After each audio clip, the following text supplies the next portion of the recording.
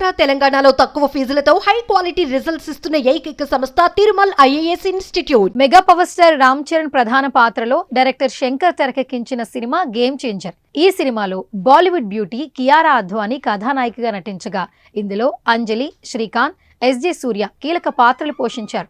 అయితే సంక్రాంతి కానుకగా భారీ అంచనాల మధ్య జనవరి 10న ఈ సినిమా థియేటర్లో విడుదలై మంచి రెస్పాన్స్ అందుకుంది. ఇందులో చరణ్ నటనపై ప్రశంసలు వచ్చాయి. కానీ సోషల్ మీడియాలో ఈ సినిమాపై ఎక్కువగా నెగటివిటీ ప్రచారం జరిగింది. ఓవైపు గేమ్ చేంజర్ సినిమాకి థియేటర్లో పాజిటివ్ రివ్యూస్ వస్తుండగా నెట్టింట మాత్రం కొందరు ఆకతాయిలు ట్రోల్స్ చేస్తున్నారు.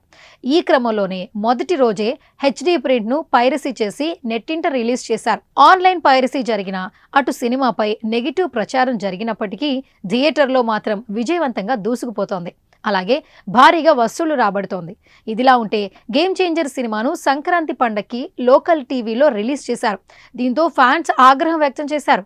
ఏపీలోని ఓ లోకల్ ఛానల్లో ఈ సినిమా పైరసీ కాపీని ప్రసారం చేయడం చర్చనీయాంశంగా మారింది. దీనిపై చిత్ర యూనిట్ సైబర్ క్రైమ్ పోలీసులను ఆశ్రయించింది.